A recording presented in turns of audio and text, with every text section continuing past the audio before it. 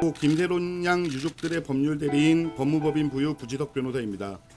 현재 유족들이 극심한 불안 증세로 외부 석상에 나설 수 없는 관계로 유족들을 대리하여 유족들의 입장을 대신 전달해 드리고자 합니다.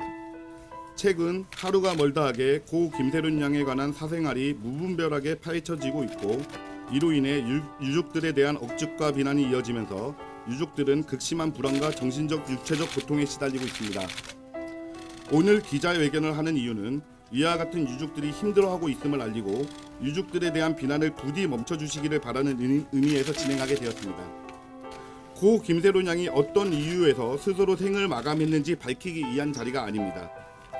처음 유족들이 김수현 씨가 고 김세론 양이 미성년자였을 당시부터 교제할 사실을 알릴 수밖에 없었던 이유는 고 김세론 양에 대한 허위 사실을 유포하고 비하하고 조롱하며 고 김세론 양을 결국 죽음으로 몰고 간 이진호 유튜버를 고소하기 위함이었습니다. 그러나 되돌아온 것은 처음에는 사귄 적이 전혀 없다는 거짓말을 하다가 사귀었다는 증거가 공개되었음에도 불구하고 사과 한마디 없이 이제는 성인 이후에만 사귀었다고 다시 거짓말을 하고 있는 김수현 씨의 입장과 어떤 이유에선지 알 수 없지만 이진호 유튜버를 비롯한 사건 관계인들이 고 김세론 양에 대한 무분별한 사생활 폭로 및 허위사실 유포였습니다. 이에 유족들은 증거자료를 제시함으로써 논란의 종지부를 찍고자 하는 마음입니다. 안고 잠들고 싶다라고 지금 표현을 하고 있습니다. 그리고 그 다음 장이죠. 넘겨주세요. 대한 법적 책임을 강력하게 법적 조치하도록 하겠습니다.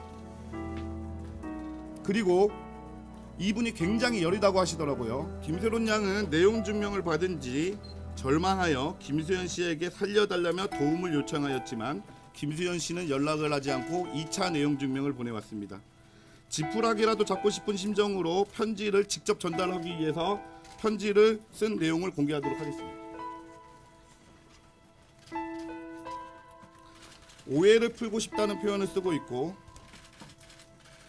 중간에 보면 우리가 만난 기간이 대략 5, 6년 됐더라, 첫사랑 이런 표현들이 등장합니다.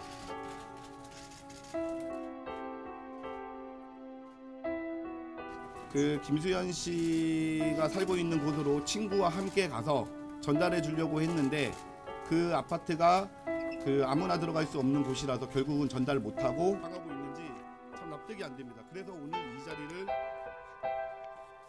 갖게 되었습니다. 이분이 굉장히 여리다고 하시더라고요.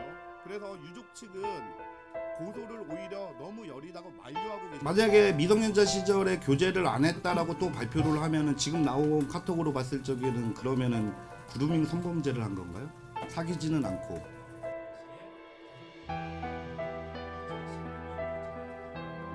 6년간 연애했는지 여부에 대해서 지금까지 계속 이랬다가 저랬다가 정말 계속 입장이 번복되고 거짓말을 반복하고 있습니다. 솔직히 첫 번째 김세론 씨가 김수현 씨와 볼을 맞대고 있는 사진 공개됐을 때 그때 사실 무근이다, 왜 저러는지 모르겠다, 그 발언이 김세론 씨한테 어마어마한 상처로 왔고 그게 결국 김세론 씨의 극단적인 선택에 결정적인 영향을 미친 겁니다.